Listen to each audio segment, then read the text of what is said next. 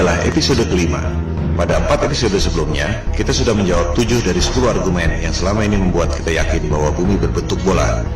Pada episode ini, kita akan membahas topik nomor 8, yaitu soal penerbangan keliling dunia akan tiba kembali di tempat yang sama, yang menimbulkan persepsi bahwa bumi ini berbentuk bola. Pada episode ini, juga dibahas soal Antartika dan bom nuklir kubah bumi, yang sangat berkaitan dengan penerbangan dan angkasa luar. Pertanyaan paling umum tentang flat earth adalah tentang penerbangan. Jika kita terbang dari barat ke timur, akan kembali ke tempat semula. Bagaimana ini bisa terjadi jika buminya datar? Pertanyaan umum kedua adalah, jika bumi ini datar, ujungnya apa? Apakah kita akan jatuh? Pertanyaan yang lebih mendasar sebenarnya adalah, dari mana asalnya peta bumi bola dan peta bumi datar itu? Bisa dipertanggungjawabkan atau tidak kebenarannya? Silakan Anda cek situs USGS, United States Geological Survey. USGS adalah lembaga resmi bentukan pemerintah Amerika Serikat yang sudah beroperasi selama 137 tahun. Karyawannya hampir 9.000 orang. Anggarannya mencapai puluhan triliun rupiah per tahun. Tak mengherankan jika USGS menjadi lembaga survei geologi yang paling kredibel di dunia saat ini. Di situs USGS tentang map projections, Anda akan melihat proyeksi peta yang disebut azimuthal equidistant, yaitu memproyeksikan peta bumi datar menjadi peta bumi globe. USGS mengatakan bahwa peta bumi datar yang diproyeksikan lewat azimuthal equidistant ini digunakan untuk membuat peta atlas nasional Amerika Serikat, untuk menentukan jarak penerbangan, serta untuk menentukan arah antena. Selanjutnya, USGS mengatakan bahwa logo PBB adalah peta bumi datar yang menjadi sumber azimuthal equidistant itu. Ini adalah bukti yang tak terbantahkan. Pada referensi lain, di Wikipedia, diterangkan bahwa peta bumi datar yang diproyeksikan dengan metode azimuthal equidistant ini membuat berbagai jarak pada peta bumi bola menjadi benar secara proporsional. Artinya, peta yang sebenarnya adalah peta bumi datar itu. Disebut pula bahwa rumus matematika untuk pembuatan azimuthal equidistant ini pertama kali dikemukakan oleh seorang cendekiawan muslim bernama Al-Biruni yang hidup 1000 tahun lalu. Kita tak pernah mendengar nama Al-Biruni, tapi NASA tahu persis dan menamakan sebuah krater di bulan dengan nama Al-Biruni Crater untuk menghormati pencetus metode azimuthal equidistant itu. Jadi jelas sekali bahwa menurut USGS, peta bumi datar adalah dasar pembuatan peta bumi bola.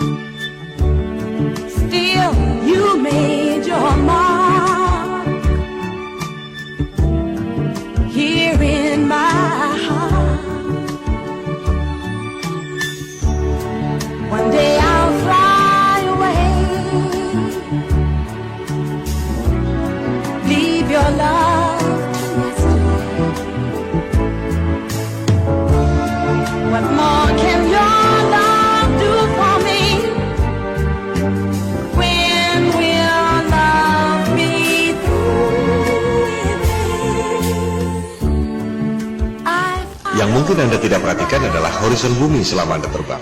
Lengkung seperti bola atau lurus dan datar. Berikut adalah time-lapse dari penerbangan Airbus 380 yang direkam pada penerbangan dari LA ke Frankfurt sejauh 9.370 km. Rekaman dilakukan dengan kamera biasa, bukan fisheye lens yang membuat semua tampak lengkung. Mari kita lihat apakah horizon bumi itu lengkung atau datar.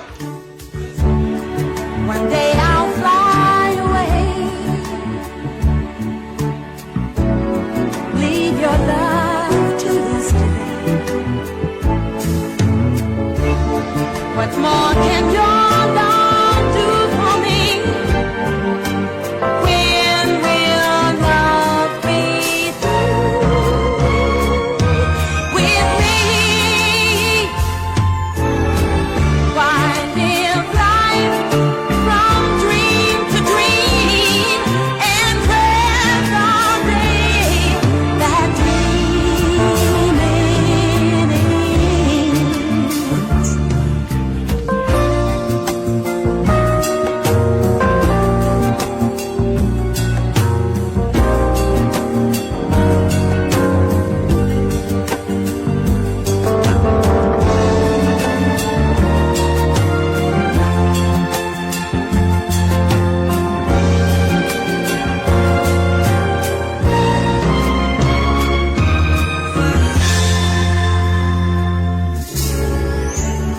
Kembali pada perbandingan kedua peta, tempat-tempat di dekat pusat lingkaran, yakni kutub utara, secara proporsional jaraknya sama. Semakin ke selatan, jaraknya semakin berbeda. Yang paling membedakan adalah Antartika. Kita akan membahasnya satu persatu. Pertama, jarak benua-benuanya dulu. Kita bisa membuktikannya dengan mudah lewat jalur penerbangan. Di selatan Khatulistiwa, yakni Australia, Amerika Selatan, dan Afrika Selatan, jalur penerbangannya tak masuk akal jika menggunakan peta globe, tapi masuk akal jika menggunakan peta flat earth. Anda bisa cek sendiri melalui berbagai situs yang menyediakan layanan tiket penerbangan. Kita ambil contoh satu jalur penerbangan di belahan selatan, dari Santiago, Chili di Amerika Selatan, ke Johannesburg di Afrika Selatan. Jika kita ambil jarak lurus di peta globe, memakan waktu 12 jam penerbangan. Tapi, jika Anda cek di situs-situs tiket penerbangan, rute tersebut tidak ada. Dari Santiago, harus mampir dulu di Senegal, baru ke Johannesburg, memakan waktu 19 jam penerbangan. Rute itu tampak tidak masuk akal. Tapi, jika menggunakan peta flat earth, menjadi sangat masuk akal karena merupakan garis lurus. Menarik bukan? Kita ambil jalur lain lagi di selatan. Dari Johannesburg, Afrika Selatan, ke Sydney di Australia Selatan. Jika kita ambil jarak lurus di peta globe, memakan waktu 11 jam penerbangan. Tapi rute itu tidak ada. Dari Johannesburg, harus mampir dulu ke Dubai, baru ke Sydney, memakan waktu 18 jam penerbangan. Ini juga tampak tidak masuk akal. Sementara, jika menggunakan peta flat earth, rute Johannesburg, Dubai, Sydney hampir lurus. Mana yang lebih masuk akal buat Anda? Kita ambil contoh ketiga. Sekarang dari Sydney, kembali ke Santiago, Chili. Jadinya keliling dunia, tapi di bagian selatan Khatulistiwa. Menurut keterangan USGS tentang azimuthal equidistant yang sudah dijelaskan tadi, seluruh jarak di selatan Khatulistiwa pada peta globe memang tidak benar, karena jaraknya makin jauh dari pusat lingkaran, yakni kutub utara. Kita lihat, pada peta globe, dari Sydney ke Santiago, Chili, jika menggunakan garis lurus memakan waktu 15 jam. Rute itu juga tidak ada. Dari Sydney, harus transit dulu ke LA, baru kemudian ke Santiago. Total 27 jam. Sangat tidak masuk akal. Jika menggunakan peta flat earth, rute Sydney, LA, Santiago itu memang hampir seperti garis lurus. Mana yang lebih masuk akal buat Anda? Ini semua adalah indikasi, reasonable doubt, bahwa ada kecurigaan yang beralasan, bukan bukti nyata bahwa rutenya salah. Sebab orang bisa saja mengatakan karena masalah komersial, yaitu transit untuk ambil penumpang. Tapi tetap saja, sebagaimanapun mengambil penumpang, tak akan dilakukan jika rutenya tidak masuk akal. Bukti yang agak telak adalah berita di Daily Mail 13 Oktober 2015 lalu. Pada penerbangan China Airlines dari Bali ke LA, seorang wanita melahirkan di pesawat pada ketinggian 30.000 kaki atau 9,2 km. Pesawat terpaksa melakukan pendaratan emergency di Alaska. Sangat mengherankan bukan? Dari Bali ke LA, mendarat emergency di Alaska. Pada peta globe, rutenya seperti ini.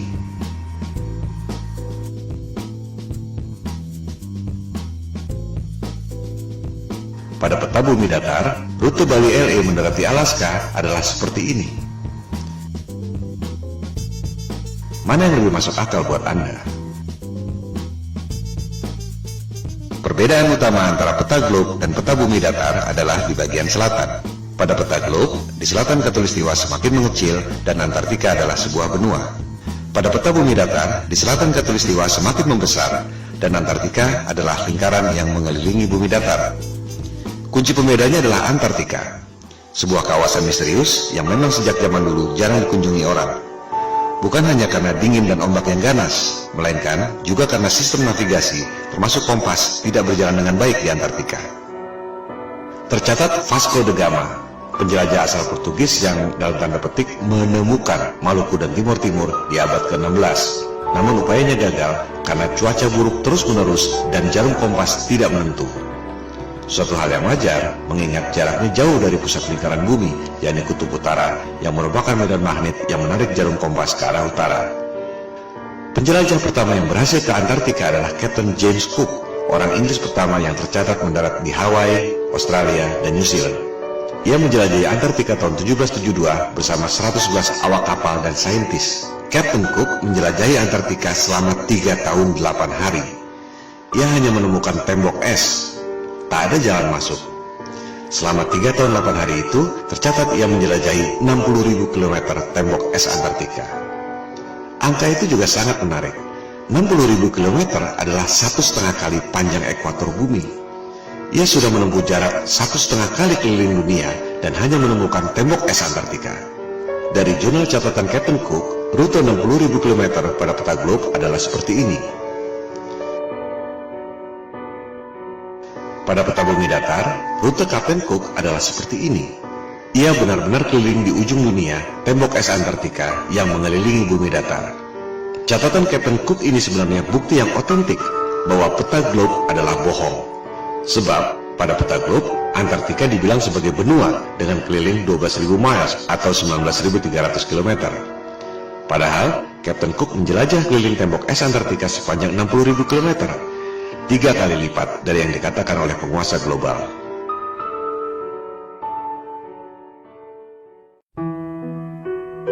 Tokoh paling penting dalam penjelajahan Antartika adalah Admiral Richard E. Byrd. Ini adalah orang yang sangat kredibel.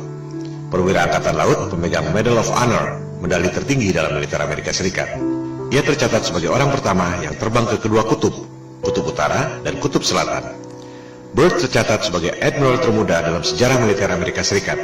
Ia diangkat sebagai admiral pada usia 41 tahun. Admiral Byrd pertama kali menjelajah Antartika tahun 1928-1930 dengan 2 kapal laut dan 3 pesawat udara.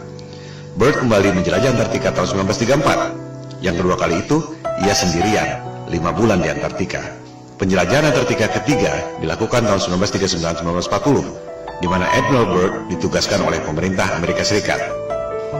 Yang paling fenomenal adalah penjelajahan keempat, tahun 1946-1947, setelah Perang Dunia Kedua yang terkenal dengan nama Operation High Jump. Admiral Byrd ke Antartika membawa pasukan militer lengkap, 13 kapal laut, termasuk kapal induk, dan 29 pesawat terbang, termasuk helikopter. Ekspedisi Antartika terbesar sepanjang sejarah umat manusia sampai sekarang. Operation High Jump menimbulkan banyak pertanyaan dan spekulasi. Untuk apa membawa pasukan sebanyak itu? Ancaman apa yang mereka khawatirkan sampai harus membawa pasukan sebesar itu? Tujuan yang sesungguhnya tidak terungkap sampai sekarang. Sebagai perwira militer, Admiral Byrd tutup mulut, tak banyak bicara soal itu. Dokumentasi Operation High Jump sempat beredar. Terlihat Admiral Byrd menemukan wilayah di Antartika yang sama sekali tidak ditutupi salju, yang sangat memungkinkan adanya kehidupan.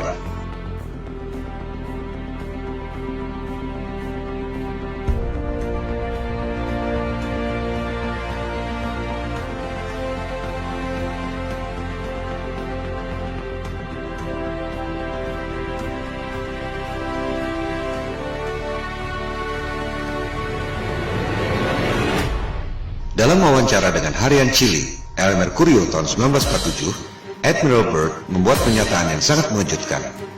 Ia mengatakan, Amerika Serikat perlu mengambil tindakan defensif terhadap serangan udara musuh yang datang dari kutub.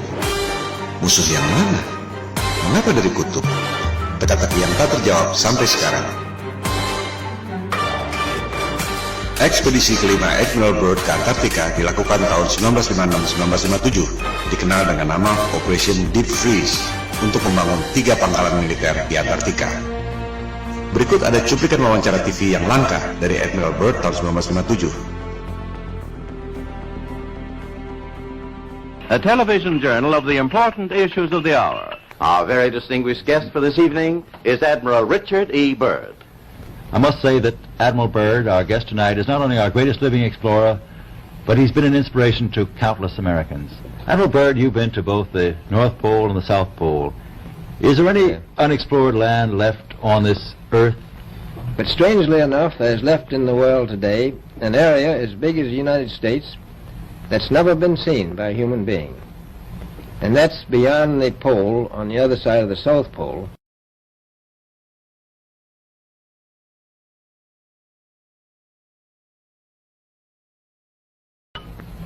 We've found enough of coal within 180 miles of the South Pole, enough to supply the whole world for quite a while. So we think there's oil there, and there's evidence, probably uranium there. Ada 3 hal yang sangat penting yang perlu dicatat dari pernyataan otentik Admiral Byrd.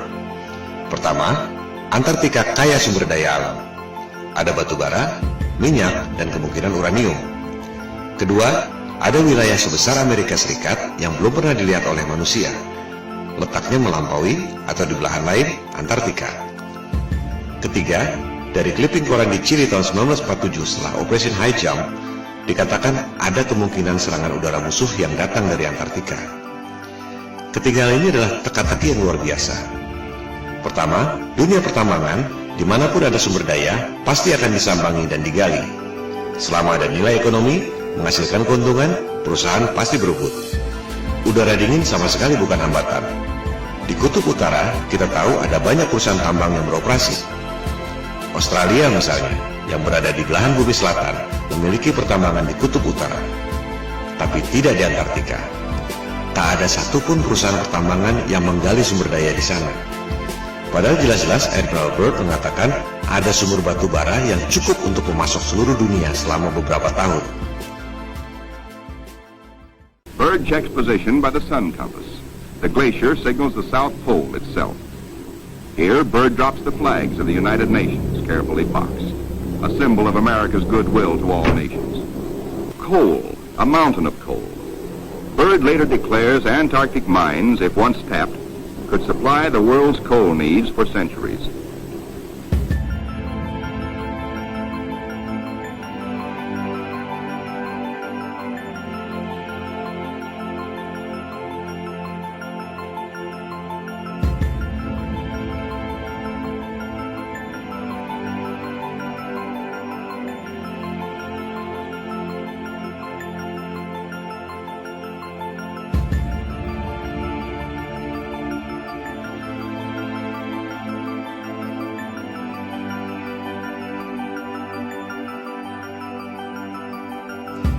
Apakah ini berkaitan dengan pernyataannya bahwa ada kemungkinan serangan udara musuh dari Antartika?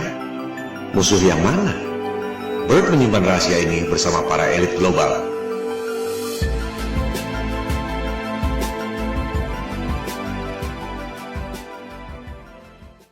Kedua, dikatakan ada wilayah sebesar Amerika Serikat yang belum pernah dilihat oleh manusia, letaknya beyond, on the other side, Antartika.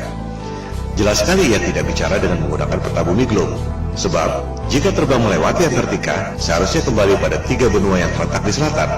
Apakah Australia, Amerika Selatan, atau Afrika Selatan? Tapi Byrd mengatakan, jika kita terbang melewati Antartika, justru sampai ke benua lain yang belum pernah dilihat oleh manusia. Tak mungkin jika menggunakan peta globe.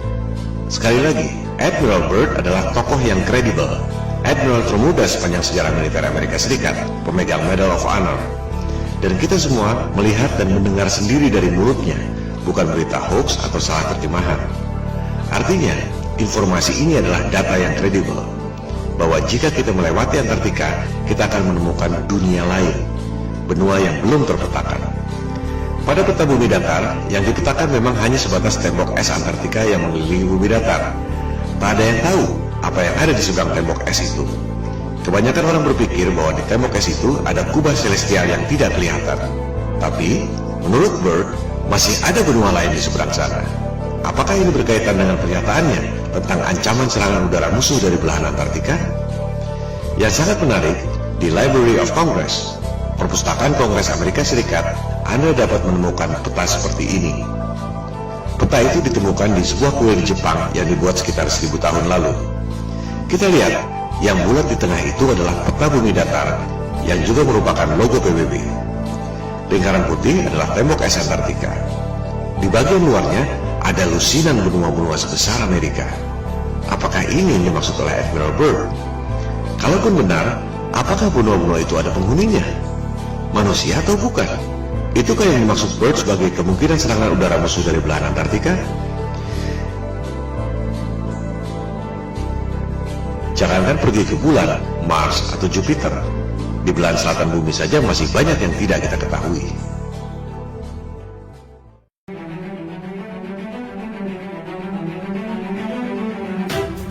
Dunia berubah total setelah penjelajahan Antartika secara militer lewat Operation High Jump 1946 dan Operation Deep Freeze tahun 1957 ini. Tahun 1957 dimulailah perundingan Antarctic Treaty yang ditandatangani 2 tahun kemudian. Antartika dideklarasikan sebagai daerah terlarang. Tahun 1957 itu juga diluncurkan Sputnik, satelit pertama di dunia buatan Rusia yang menjadi pemicu perlombaan teknologi angkasa luar. NASA didirikan setahun kemudian, tahun 1958. Dari situ, dimulailah berbagai cerita tentang perjalanan ke angkasa luar, pendaratan di bulan, bisnis satelit, pengiriman satelit ke Mars, Jupiter, dan lain-lain. Yang tak banyak orang tahu, tahun 1958 itu juga, Amerika Serikat dan Soviet kompak, sama-sama membom nuklir langit selama 4 tahun sampai tahun 1962. Operasi bom nuklir langit ini dinamakan High Altitude Nuclear Explosions atau HANE. Dulu merupakan top secret. Sekarang kita bisa mengetahui detail operasi ini setelah arsip-arsip rahasia itu boleh dipublikasikan 50 tahun kemudian, yaitu 2012 yang lalu. Ini adalah 3 hal yang sangat menarik yang merubah dunia untuk selamanya. Tentu tak ada referensi yang mengatakan bahwa ketiga hal itu saling berkaitan. Sama naifnya dengan berharap tiap negara tak boleh punya rahasia militer dan strategi militer harus diumumkan lewat koran. Dunia tidak berjalan seperti itu. Kita hanya bisa mengetahui hal-hal seperti ini melalui analisis intelijen atau kecerdasan. Hanya otak intel dan detektif yang bisa mendeteksi kaitan dari berbagai indikasi yang ada. Pemicunya adalah operasi militer penjelajahan Antartika lewat Operation High Jump 1946-1947 dan Operation Deep Freeze 1956-1957. Ada wilayah baru kaya sumber daya alam, tapi tak ada yang boleh mengeksplorasi. Ada wilayah sebesar Amerika di seberang, di belahan lain, Antartika. Ada kemungkinan serangan udara lawan yang datang dari belahan Antartika. Lantas, apa yang dilakukan? Ada 3 hal. Politik, tutup Antartika melalui Antarctic Treaty 1957 yang ditandatangani 1959. Tak ada orang yang boleh lewat Antartika. Militer, Amerika Serikat dan Soviet kompak, sama-sama membom nuklir langit selama 4 tahun. High Altitude Nuclear Explosions 1958-1962. Ada tirai celestial, medan elektromagnetik, langit, atau apapun namanya yang tak mempan di bom nuklir selama 4 tahun. Propaganda, penjelajahan angkasa luar, Sputnik yang memicu berdirinya NASA. Padahal Amerika Serikat dan Soviet sama-sama tahu ada tirai celestial yang tak mempan di bom nuklir selama 4 tahun. Tak ada roket yang bisa melewatinya. Kita akan membahas ketiga hal ini secara detail dengan bukti-bukti yang otentik dan kredibel. Langkah politik menutup Antartika dan langkah militer pemboman nuklir langit dibahas pada episode 5 ini. Langkah berikutnya, propaganda penjelajahan angkasa luar dibahas pada episode 6, NASA Hollywood.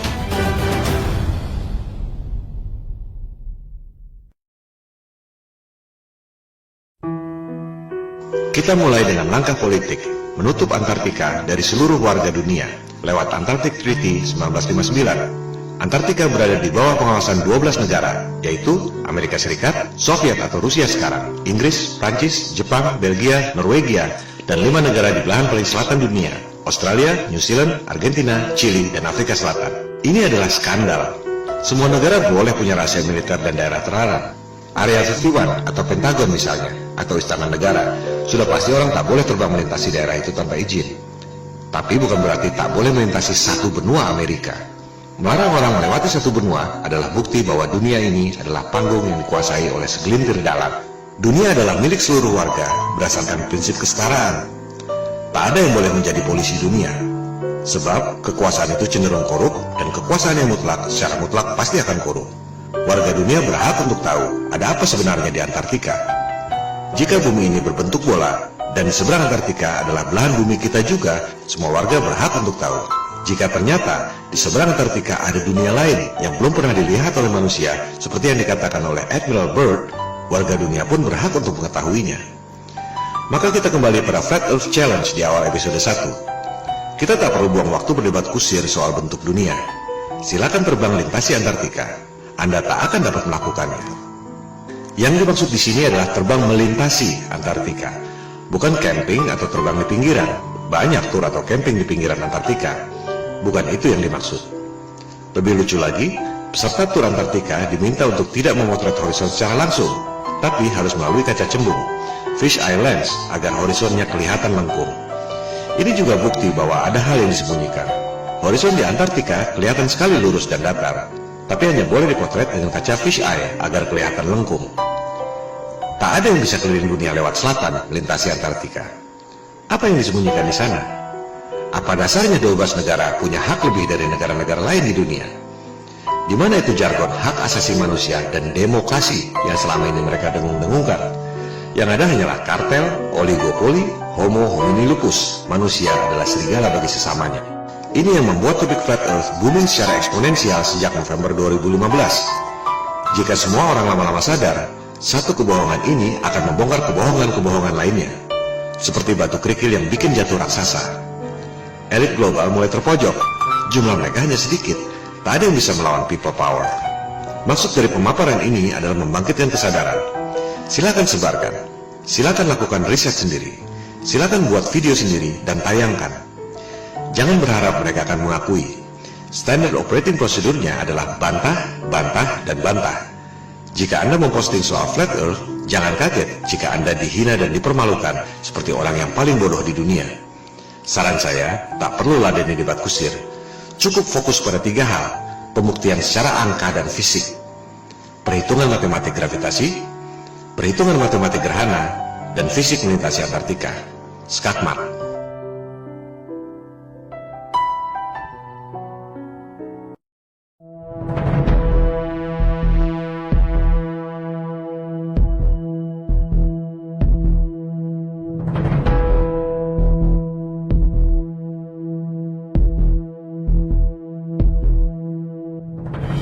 Di luar kisah-kisah drama Perang Dingin, Amerika Serikat dan Uni Soviet sebenarnya kompak melakukan operasi militer gabungan. Penjelajahan Antartika yang terakhir, Operation Deep Freeze 1956-1957 oleh Amerika Serikat dan Soviet. Tak lama kemudian, di tahun 1957 itu juga, Soviet meluncurkan satelit pertama di dunia, yakni Sputnik. Fungsi Sputnik sebagai satelit bisa dibilang tak ada apa-apanya. Sebuah bola dengan diameter 58 cm dan hanya membunyikan sinyal yang tak penting. Yang signifikan adalah roketnya. Itu adalah kali pertama manusia bisa mengirim roket sampai ketinggian 577 km. Lebih dari setengah pulau Jawa ke angkasa. Amerika Serikat menyusul tak lama kemudian, mengirim roket berisi satelit Explorer tahun 1958. Amerika Serikat dan Soviet sama-sama tahu ada sesuatu di angkasa yang sangat serius. Kita hanya mendengar sedikit lewat fenomena Van Allen belt. Ada medan radiasi yang menutupi bumi. Keadaan yang sesungguhnya jauh lebih serius dari itu. Begitu seriusnya, hingga Amerika Serikat dan Soviet sama-sama membom nuklir langit selama 4 tahun. Sebuah operasi militer yang sangat mahal yang tak mungkin dilakukan jika tidak benar-benar penting. Operasi ini disebut High Altitude Nuclear Explosions, disingkat HANE, dari tahun 1958 sampai 1962. Dulu top secret. Sekarang kita semua bisa mengakses informasi setelah rahasia tersebut dibuka ke publik 50 tahun kemudian, yakni tahun 2012 yang lalu. Kita bisa mengetahui nama operasinya masing-masing, tempatnya, waktunya, dan kekuatan bomnya.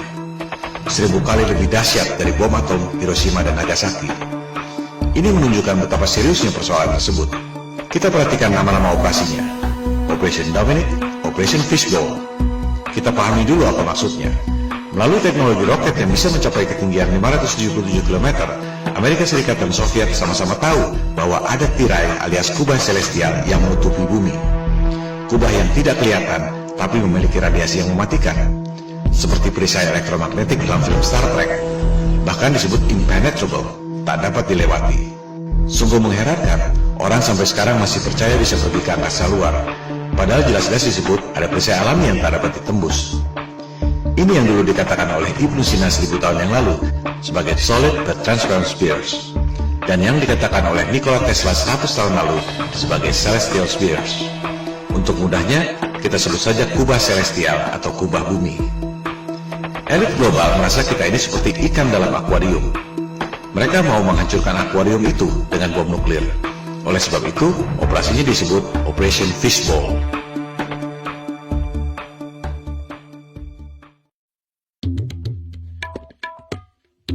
Elit global dan Freemason adalah titisan doktrinal dari Raja Nimrod yang membangun Menara Babel untuk menantang Tuhan yang menciptakan banjir Nabi Nuh.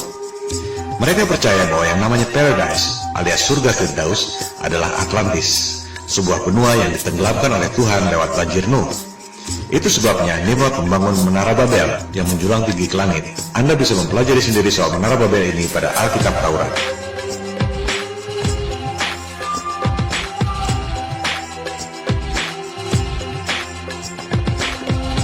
Elit global melakukan hal yang sama, Operation Fishbowl, menghancurkan akuarium alias kubah celestial yang menutupi bumi dengan menggunakan bom nuklir. Persis seperti Raja Nimrod membangun menara Babel menjulang tinggi ke angkasa untuk menantang Tuhan. Oleh sebab itu, operasi bom nuklir kubah bumi ini disebut Operation Dominic alias Operasi Tuhan. Menghancurkan akuarium kubah bumi alias Operation Fishbowl, mereka menggunakan bom nuklir yang dinamakan Thor, palu godam dewa pagan untuk memukul kubah bumi buatan Tuhan. Terakhir beredar rekaman video Operation Fishbowl tahun 1962 yang sudah boleh diakses publik setelah kadaluarsa 50 tahun. Mari kita saksikan. Anda tak akan pernah melihat hal seperti ini lagi dalam hidup Anda.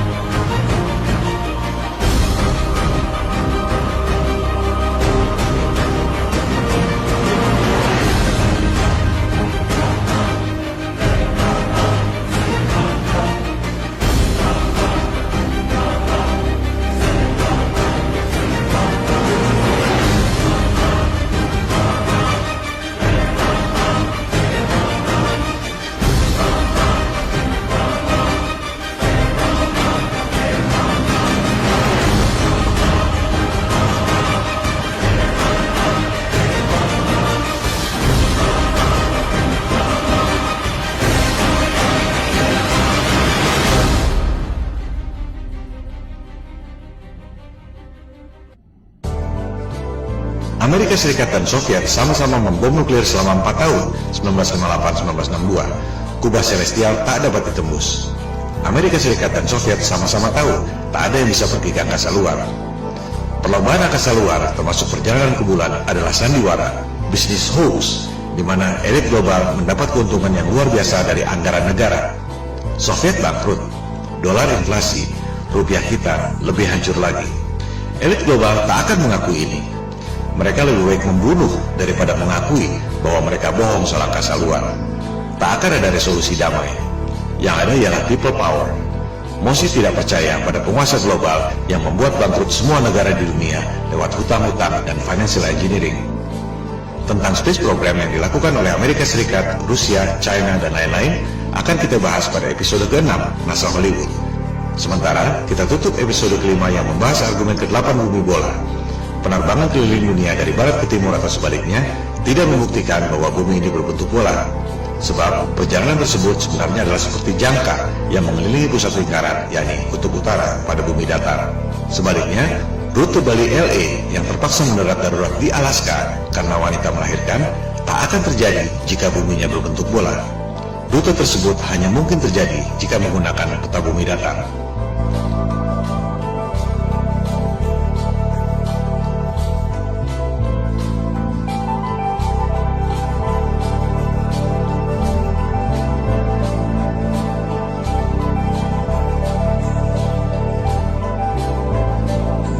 Orang bisa terbang keliling dunia dari barat ke timur atau sebaliknya.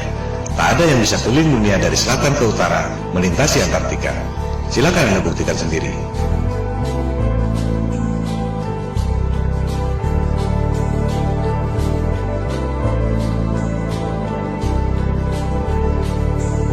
Hal ini membuktikan ada rahasia yang disembunyikan di Antartika. Antartika adalah salah satu rahasia kunci pada konspirasi bumi datar.